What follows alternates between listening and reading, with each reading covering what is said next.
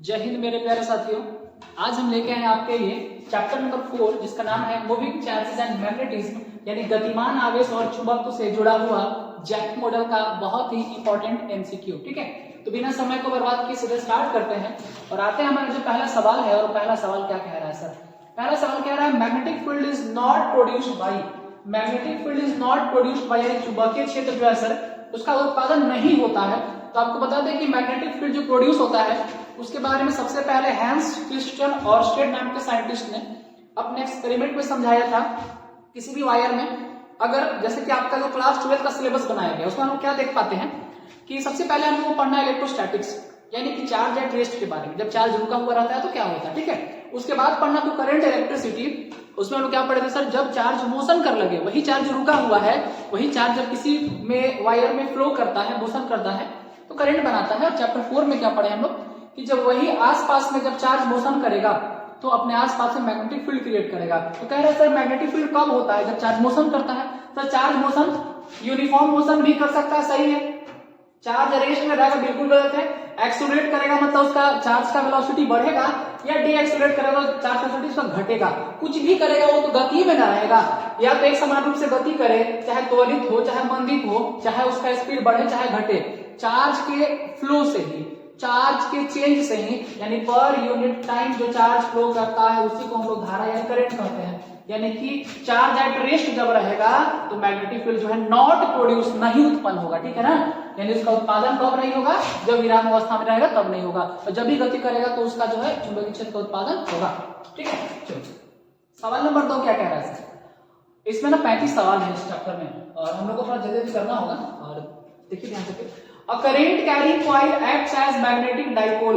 एक current carrying coil जो है विद्युत धारा प्रवाहित वाला जो कॉइल है वो क्या करता है? चुंबकीय द्विध्रुव के रूप में कार्य कर रहा है। चलिए बहुत बढ़िया बात है, ऐसा तो कर ही रहा है। If area of plate is A, बहुत सुंदर है, मैग्नेटिक मोमेंट एम, अगर एरिया ए है मैग्नेटिक मोमेंट एम है तो the current flowing through the coil, तब उसमें से जो धारा बहेगा, बहने वाली धारा क्या होगा? तो आप लोगों को बता दें फॉर्मूला था मैग्नेटिक मोमेंट का, जो हम लोग पढ़े फॉर्मूला चुंबकीय कॉइल के लिए, वो क्या पढ़े सर? एम बराबर एन आई और ए पढ़े हैं, ठीक है। एन आई और ए, एन का मतलब है नंबर ऑफ कॉइल, कुंडली की संख्या। तो मान लेते हैं तो कुंडली की संख्या 1 है, ठीक है। तो क्या मिला हमको? एन बटा ये एन और ए दोनों नीचे अगर आ गया, एन और ए दोनों नीचे आ गया, क्या बचा यहाँ पे? आई आई मतलब धारा, और वही तो निकालना है धारा कितना, धारा कितना वही तो निकालना है सर। करंट कितना flowing through the coil, current कितना निकालना हम लोग। तो सर यहाँ से क्या मिला? एम बाई ए, यानी M by A equal to कितना? आई। सर एन मतलब होता है कुंडलियों की संख्या। अब बात कर लेते हैं, एक कुंडली है, अगर एक कॉइल एक फेरा है तो कितना हो गया हमारा? कुंडली की संख्या कितना? अगर एक है तो एम बाई ए, और एम बाई ए हमारा फर्स्ट आंसर है, फर्स्ट ऑप्शन है। फॉर्मूला लगा एम बराबर एन आई ए का, इसको ध्यान में रखेंगे, ठीक है। हम लोग सीधे बात करेंगे कंसेप्ट का, सीधे फॉर्मूला का। अ मूविंग चार्ज प्रोड्यूसेस, और एक गतिमान चार्ज क्या उत्पन्न करता है, ठीक है। बात सवाल है ये सर, जो गतिमान चार्ज मूविंग कॉइल है हमारा, मूविंग चार्ज जो क्या प्रोड्यूस करता है। तो आप लोग देखे होंगे अगर ये हमारा कॉइल है, अगर इस कॉइल में ये आई धारा, ये आई करंट अगर फ्लो कर रहा है तो ये आई करंट जो अपने आसपास में मैग्नेटिक फील्ड और इलेक्ट्रिक फील्ड दोनों, यानी विद्युतीय क्षेत्र और चुंबकीय क्षेत्र दोनों उत्पन्न करता है, क्योंकि इसमें धारा जो है हमारा जो मूविंग चार्ज है वो चार्ज प्रवाहित हो रहा है, ठीक है ना। आवेश बह रहा है सर, यहाँ पे आवेश बह रहा है, आवेश बह रहा है, क्यों? तो उस केस में क्या करेगा? Electric field and magnetic field both, यानी कि विद्युत धारा चुंबकीय धारा दोनों जो है दोनों का उत्पादन करता है। इस बात को लोग ध्यान रखेंगे, ठीक है। आइए क्वेश्चन नंबर 4 क्या कह रहा है sir? When a current is made to flow through a conductor then it produces. इसका हिंदी में क्या कह रहा है सर? यदि हम क्या करें, जब किसी चालक के माध्यम से करंट प्रवाहित किया जाता है तो क्या होता है? जब चालक में करंट प्रवाहित होगा, सीधे सीधे धारा प्रवाहित होगा, उस केस में जो है आपका ध्यान रखना है कि केवल चुंबकीय क्षेत्र का उत्पादन होता है, केवल मैग्नेटिक फील्ड जो हमारा, यानी कह सकते हैं कि sir only magnetic field produce कर रहा है, क्योंकि यहाँ पे करंट फ्लो कर रहा है, ठीक है। सिर्फ सीधा सीधा करंट का बात कर रहा है। इसी जगह पे यहाँ पे चार्ज रहता, इसी जगह पे अगर आवेश का बात करता तो हम क्या कहते sir? Not only magnetic field but also electric field, ठीक है। यहाँ पे क्या कहते सर? इलेक्ट्रिक फील्ड और मैग्नेटिक फील्ड बोथ कहते हैं if we will talking about the term charge. देखिए बात क्या कर रहे हैं हम लोग इसका? करंट का, ठीक है। तो करंट में सिर्फ मैग्नेटिक फील्ड। नेक्स्ट क्या कह रहा है? आई एम्पियर करंट इज फ्लोइंग, यानी क्या कह रहा है सर? एल लंबाई के एक तार में आई एम्पियर की धारा प्रवाहित हो रही है, तो क्या कहा जा रहा है आगे? इट इज प्लेस्ड पैरेलल, इसको ना एक समान चुंबकीय क्षेत्र कैसे समांतर रखा जा रहा है, समांतर रखा जा रहा है। मतलब मान लीजिए ये आपका ना एक मैग्नेटिक फील्ड है, ठीक है, चुंबकीय क्षेत्र है। क्या समझना है आपको, बहुत जल्दी बात करने वाले हैं, ज्यादा समय बर्बाद नहीं करेंगे। इसमें सब जो है मैग्नेटिक फील्ड है हमारा, इस मैग्नेटिक फील्ड में हम क्या कर रहे हैं कि एक किसी एल लंबाई के तार को रख दे रहे हैं, और रख कैसे रहे सर, पैरेलल कैसे, इसको नहीं समझते हैं पैरेलल कैसे रखते हैं, इस तरह से इसको पैरेलल रख दिए, साथ में रख दिए, यानी कि यहाँ दोनों के बीच में एंगल कितना बना, 0 डिग्री का एंगल बना। जब कोई एंगल नहीं बनेगा, जब थीटा बराबर 0 डिग्री होगा, उस केस में आप खुद समझिए ना, ऐसे मैग्नेटिक फील्ड फ्लो कर रहा है इस तरह से, और इसी के साथ इसको ऐसे रख दिए हैं, तो इसके किसी भी पार्ट में फोर्स लग ही नहीं पाएगा। जब फोर्स नहीं लगेगा तो हम क्या कहेंगे कि यहाँ पे जो आपका मैग्नेटिक फील्ड है, उस केस पे जो वर्क डन होने वाला है, जो कार्य होने वाला है, कितना होगा, 0 होगा, यानी कि 0 होगा। जब उसको ऐसे करके ऐसे ऐसे ऐसे ऐसे बढ़ाते हैं, जब इसके एंगल बनाएंगे तो इसके ऊपर फोर्स लगेगा, लेकिन जब बिल्कुल पैरेलल रख देंगे फोर्स बिल्कुल 0 होगा। अगर यही पूछता कि सर इसको मैक्सिमम कब लगेगा, तो आपको कहना होगा जब it will be placed perpendicular to the field, जब इसको हम क्षेत्र के साथ लंबवत रखेंगे, परपेंडिकुलर रखेंगे, तो इस पे लगने वाला जो वर्क डन है, जो मैग्नेटिक फोर्स है, जो मैग्नेटिक फील्ड है, वो मैक्सिमम होगा। लेकिन जब ये बिल्कुल पैरेलल होगा, समांतर होगा, तो 0 होगा, ठीक है, ये तो ध्यान रखेंगे। तो क्वेश्चन नंबर 6 क्या कह रहा है, इन एन इलेक्ट्रिक सर्किट, किसी भी विद्युत परिपथ में, एकदम इस बात को गांठ बांध लेंगे, एकदम याद रखना है इसको, आपको एनी हाउ याद रखना है, ठीक है, इस बात को आपको याद रखना है। क्या याद रखना है कि हम सर्किट में जब ए मीटर को जोड़ते हैं, ए मीटर बोले तो आप ए मीटर और वोल्ट मीटर दोनों समझते हैं, ए मीटर धारा मापने काम आता है, उसको हमेशा श्रेणी क्रम में जोड़ेंगे, हमेशा श्रेणी क्रम में जोड़ेंगे, और जब आप वोल्ट मीटर को जोड़ेंगे तो हमेशा उसको समांतर क्रम यानी पैरेलल जोड़ेंगे। आपका पहला ऑप्शन ही सही है, तो याद रखेंगे आप क्या क्या गांठ बांधना है, क्या याद रखना आप लोगों को कि ए मीटर को ऑलवेज जो है सर्किट में सीरीज में जोड़ते हैं। अगर आप लोग चैप्टर 3 पढ़े लोग याद आ रहा होगा थोड़ा सा, संट, SHUNT संट क्या होता है, आपको सर बताए होंगे, हमने भी बताया है, एक स्मॉल अमाउंट का, एक छोटे अमाउंट का रेजिस्टेंस होता है, जिसको हम लोग सीरीज के साथ सर्किट के साथ सीरीज पैरेलल में जोड़ते हैं, ठीक है ना। तो ये जो है आपका ए मीटर वोल्ट मीटर बनाने की प्रक्रिया में संट टर्म का यूज किया जाता है, ठीक है। तो यहाँ पे क्या कहा जा रहा है सर, ए मीटर को हमेशा कैसे सीरीज में, और वोल्ट मीटर कैसे हमेशा पैरेलल में। चलिए सर, क्या ही आसान सवाल था, तो बहुत आराम से हो गया सर। क्वेश्चन नंबर 7 क्या कह रहा है, आइए पढ़ देते क्या कह रहा है। And alpha particle is moving parallel to magnetic field, the force acts on it will be, sir कहानी वही है।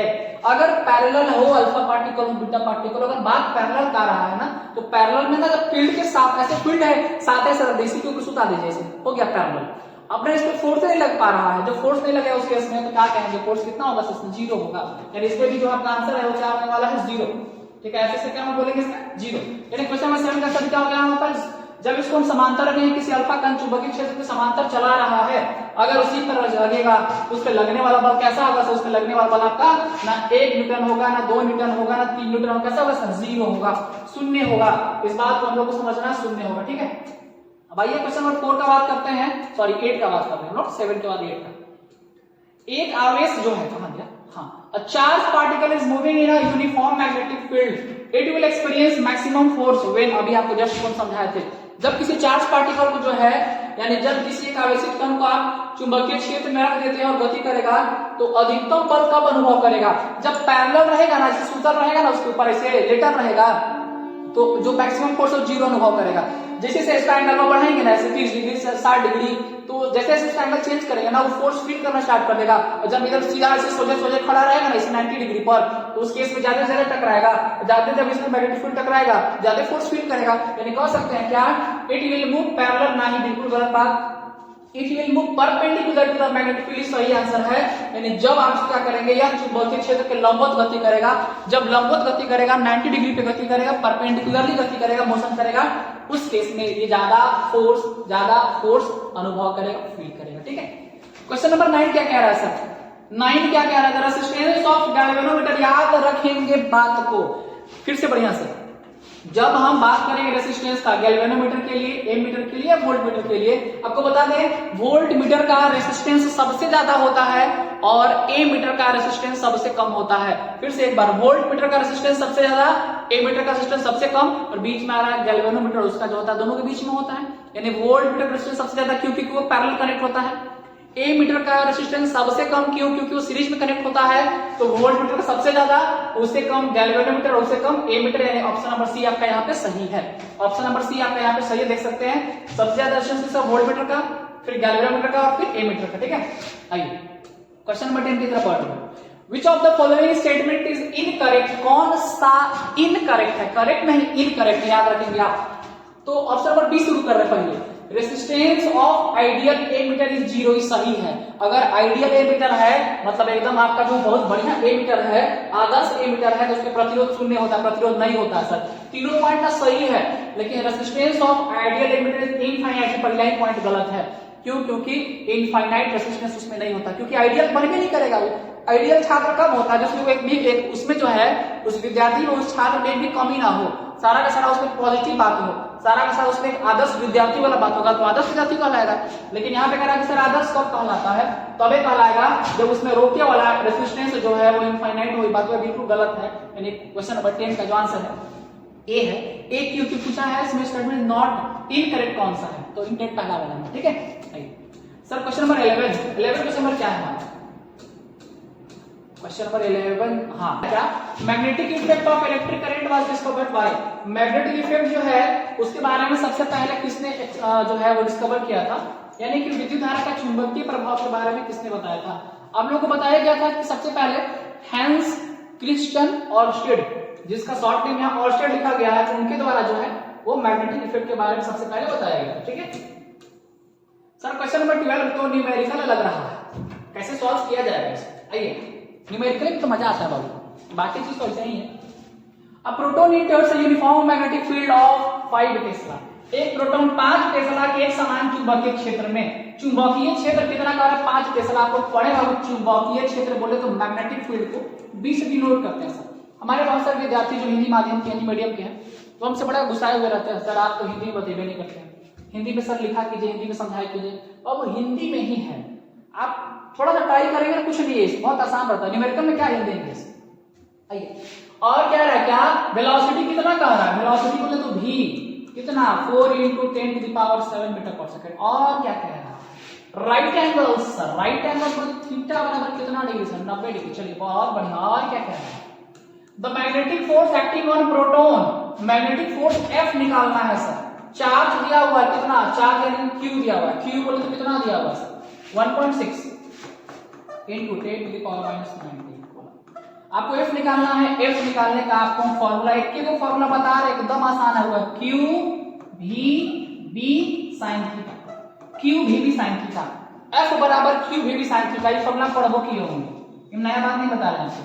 अब रिवीजन अगर कर रहे हैं तो आप फॉर्मूला जानते हैं। ठीक है, ये देखिए क्या Q V B में Q मतलब चार्ज, चलिए दिया हुआ है, चार्ज दिया हुआ है सर, चार्ज दिया हुआ है, Q दिया हुआ है, V वेलोसिटी दिया हुआ है सर, B मैग्नेटिक फील्ड दिया हुआ है सर, sin थीटा बोले तो राइट एंगल 90 sin थीटा दिया हुआ है। सारे वैल्यूज को पुट करेंगे और ऑप्शन नंबर बी यहाँ पे, यानी कि आपको कैलकुलेशन करने के बाद या कैंसिल आ जाएगा।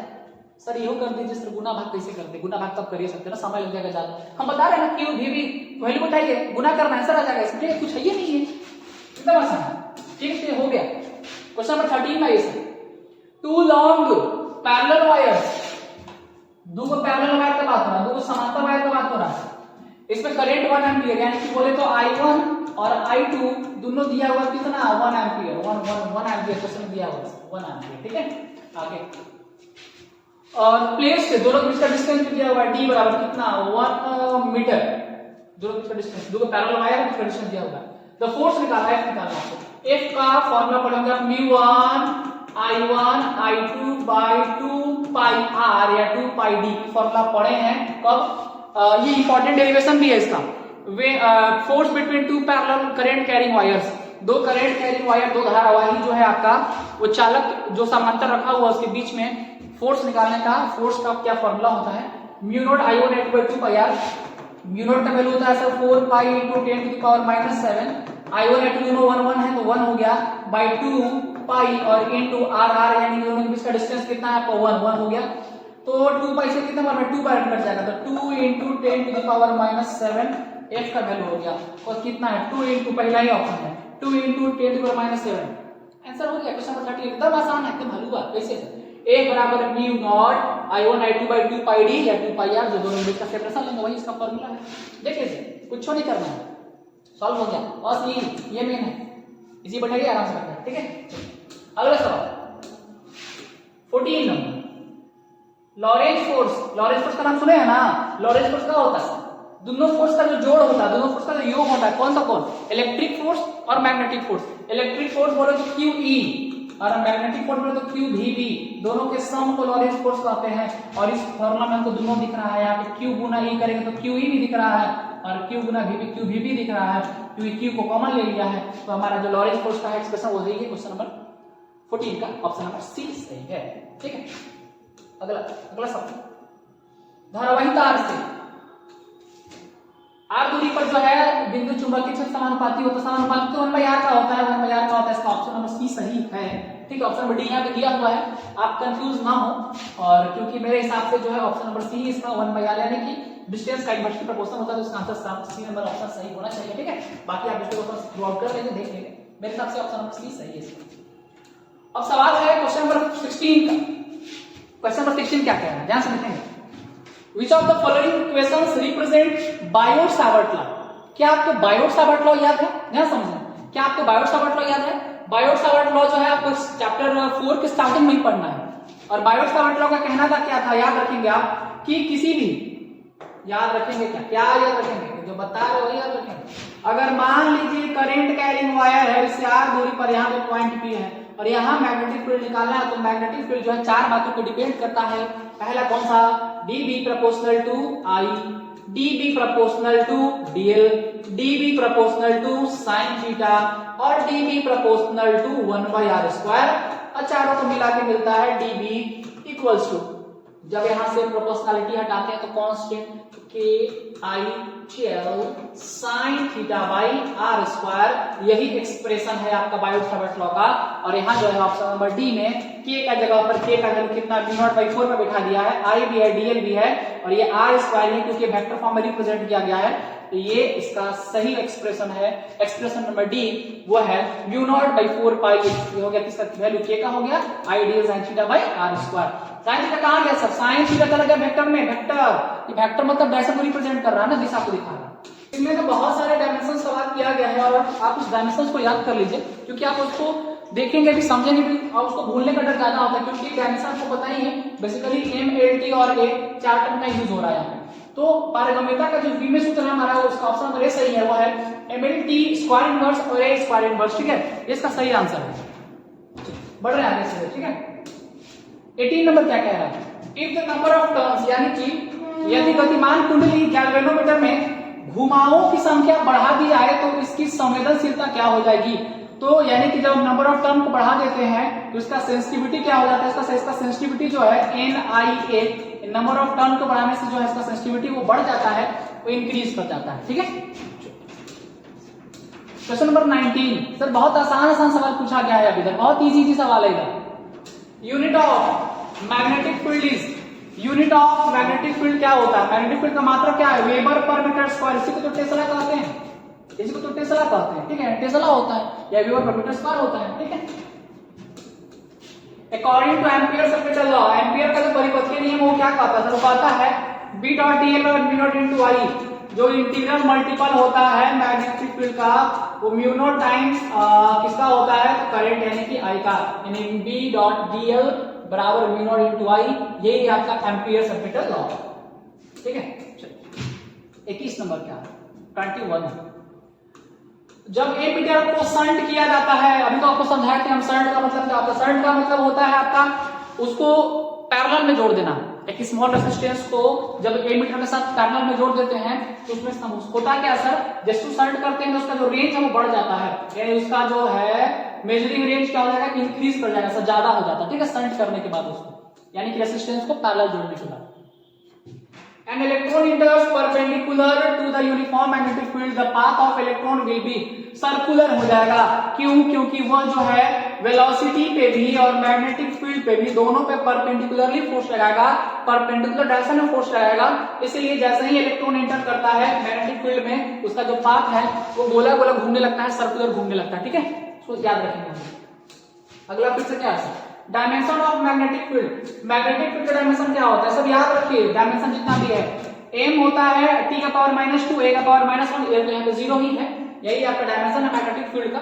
डायमेंशन जो है आप इसको ध्यान में रखिए, याद रखिए, बहुत बड़ा चीज नहीं है ये सब, ये एक दो से पूछ ही देता है, इसको ध्यान में रखना, ठीक है। व्हाट इज द, आइए सर बहुत हड़बड़ में बताइए, what is the effect of increasing the number of turns on magnetic field produced due to circular coil, यानी कि वृत्ताकार कुंडली के कारण उत्पन्न चुंबकीय क्षेत्र में सर फेरों की संख्या बढ़ने का प्रभाव क्या होता है, जैसे सर फेरों की संख्या बढ़ाइएगा नंबर ऑफ टर्न्स बढ़ाइएगा, वैसे वैसे क्या होगा उसका जो है वो अंदर का मैग्नेटिक फील्ड जो प्रोड्यूस कर रहा है वो भी क्या हो जाएगा उसका बढ़ जाता है, क्योंकि फेरों की संख्या तो डिपेंड करने करता है, number of turns n i a यानी n पे डिपेंड करता ही, ठीक है। 25 mention SI unit of magnetic field Tesla, कहानी खत्म। मैग्नेटिक फील्ड का एसआई यूनिट क्या होता है, बी नंबर यानी कि टेस्ला, बी नंबर यानी कि टेस्ला, ठीक है, याद रखना है, वो याद लिखा है। What is Lorentz force, Lorentz force क्या होता है आप आपको बताए थे, QE प्लस QVB दोनों का सम जो है इलेक्ट्रिक फोर्स मैग्नेटिक फोर्स का जो सम है वही लॉरेंज फोर्स कहलाता है, यानी force on moving charge in magnetic field, ठीक है, force on moving charge in magnetic field को हम लॉरेंज फोर्स कह रहे हैं, जो फोर्स लगता है मूविंग चार्ज पे उसी को लॉरेंज फोर्स कह रहे हैं। क्वेश्चन नंबर 26 था, 27 22 दोनों एक जैसा है, बात को अच्छे से समझ लीजिएगा, समझ में आपको आ जाएगा। फोर्स जो है देन फोर्स एक्टिंग का फॉर्मूला क्या होता है, फोर्स एक्टिंग का फॉर्मूला आपको बताए थे, F बराबर QVB sin थीटा। यहाँ कह रहा है जब पैरेलल रखेंगे, जब पैरेलल रखेंगे तो उस केस में जो है वो F बराबर 0 लगेगा, और जब परपेंडिकुलर रखेंगे यानी कि जब यहाँ पे sin 90 बैठाएंगे तो QVB sin 90 का वैल्यू 1 होता है, इसलिए QVB लगेगा। तो इसका आंसर कितना होगा, 0 होगा, ऑप्शन नंबर ए 27 का ऑप्शन ए होगा। और जो क्वेश्चन नंबर 28 है, क्वेश्चन नंबर 28 है, सेम क्वेश्चन है, क्या कह रहा है परपेंडिकुलर रखेंगे यानी QVB sin थीटा sin 91 हो जाएगा तो QVB फोर्स लगेगा, इसका आंसर बी हो जाएगा, ठीक है, याद रखिएगा। पैरेलल में 0, परपेंडिकुलर में QVB। 29 टू पैरेलल कंडक्टर्स जो है, दो पैरेलल कंडक्टर जो है, दो समांतर कंडक्टर जो चालक है, ठीक है, carry current in the same direction, जब सेम डायरेक्शन में करंट कैरी करेंगे तो अट्रैक्ट करते हैं और अपोजिट डायरेक्शन में रिपेल करते हैं, ठीक है। तो रिपेल कब करेंगे, जब जो पैरेलल कंडक्टर्स है वो कब करंट कहां कैरी करेंगे, अपोजिट डायरेक्शन करेंगे तब, ठीक है, सेम डायरेक्शन में अट्रैक्शन, अपोजिट में रिपल्सन, ठीक है। 29 खत्म। 30 क्या सर 30 में, हाँ, यदि किसी तार के लूप में प्रवाहित धारा को 3 गुना कर दिया जाए, या if the current through the loop of wire is tripled it's magnetic moment will be, उसका जो मैग्नेटिक मोमेंट है वो बढ़ जाता है, इंक्रीज कर जाता है, और वो भी कितना हो जाएगा, 3 गुना हो जाएगा, ट्रिपल्ड हो जाएगा, ठीक है। 31 what is the use of galvanometer, इसका क्या यूज होता है, इसका में बेसिकली बहुत सारा यूज है, यानी कि यह जो है मेजर करता है, मापता है डिफ्लेक्शन, यानी यह जो है आपका डिफ्लेक्शन को विक्षेप को बताता है, एमीटर में और वोल्ट मीटर में दोनों में जो विक्षेप है, दोनों में जो आपका डिफ्लेक्शन होता है उसको बेसिकली वोल्ट मीटर ही बताता है, तो ऑप्शन नंबर ए सही है। यह क्या करता है, परिपथ में धारा प्रवाहित होने पर विक्षेपण को मापने के लिए यूज होता है। फिर डायमेंशन फार्मूला आ गया, मैग्नेटिक मोमेंट का डायमेंशन क्या है सर, L² T0 और A1 यानी L² और A इसका डायमेंशन फार्मूला है 32 का। SI unit of magnetic moment, magnetic moment का एसआई यूनिट क्या है, चुंबकीय आघूर्ण का एसआई मात्रा क्या है sir, ampere per metre square, ampere metre square जो है, एम्पियर मीटर स्क्वायर जो है वही मैग्नेटिक मोमेंट का, वही चुंबकीय आघूर्ण का एसआई मात्रा होता है, ठीक है। Do magnetic field lines always form close loop, ऐसा एकदम करता है, मैग्नेटिक फील्ड लाइंस हमेशा क्लोज लूप बनाता है, हमेशा जो है प्लस से निकलता है और माइनस के पास जाके खत्म हो जाता है, यानी नॉर्थ पोल और साउथ पोल, ओरिजिनेट करेगा यहाँ, टर्मिनेट करेगा यहाँ, नॉर्थ से साउथ की तरफ हमेशा क्लोज लूप बनाता है। इस बात को हम लोग पढ़े भी है सर, जहां जहां टेंशन होता है मैग्नेटिक फील्ड स्ट्रांग होता है, जहां जहां एरर होता है मैग्नेटिक फील्ड दूर दूर होते हैं, वहां पे मैग्नेटिक फील्ड वीक हो जाता है, ठीक है। और आखिरी सवाल हमारा सवाल number 35, question number 35, when a magnetic dipole is placed uniform magnetic field, जब किसी डाइपोल को यूनिफॉर्म मैग्नेटिक फील्ड में रखा जाता है तो क्या होता है सर, वो जो है यूनिफॉर्म मैग्नेटिक फील्ड रखे तो उसके ऊपर बहुत सारे मल्टीपल फोर्स लगते हैं, और वही फोर्स को टॉर्क कहते हैं, उसके ऊपर टॉर्क लगता है, बल आघूर्ण लगता है, यानी फोर्स जो है उसके ऊपर टॉर्क लगता है, बट नो फोर्स, यानी इसमें क्या लगेगा सर, इसमें कहां गया ऑप्शन नंबर बी, एक बल आघूर्ण लगेगा, एक बल आघूर्ण लगेगा, लेकिन कोई बल नहीं लगेगा, इसका सही आंसर क्या है, इस पे एक बल आघूर्ण लगता है, ठीक है। यही है क्वेश्चन नंबर 35 का आंसर। तो आप देख लीजिए यहाँ पे कुल मिला के हमने 35 सवालों को यहाँ पे सॉल्व कराया, जो कि चैप्टर 4 का था। तो हम आपसे मिलेंगे फिर अगले वीडियो में, जिसमें आपको हम चैप्टर आने वाले चैप्टर्स को, फर्दर चैप्टर्स को रिवाइज करवाएंगे, रिकैप करवाएंगे, एक्सप्लेन करेंगे उसके आंसर को। अगर कोई समस्या लगे आपको तो आप हमको कमेंट के माध्यम जरूर बताएं। हमारे चैनल के साथ जरूर बने रहें, चैनल को सब्सक्राइब करना ना भूलें। जय हिंद, जय भारत।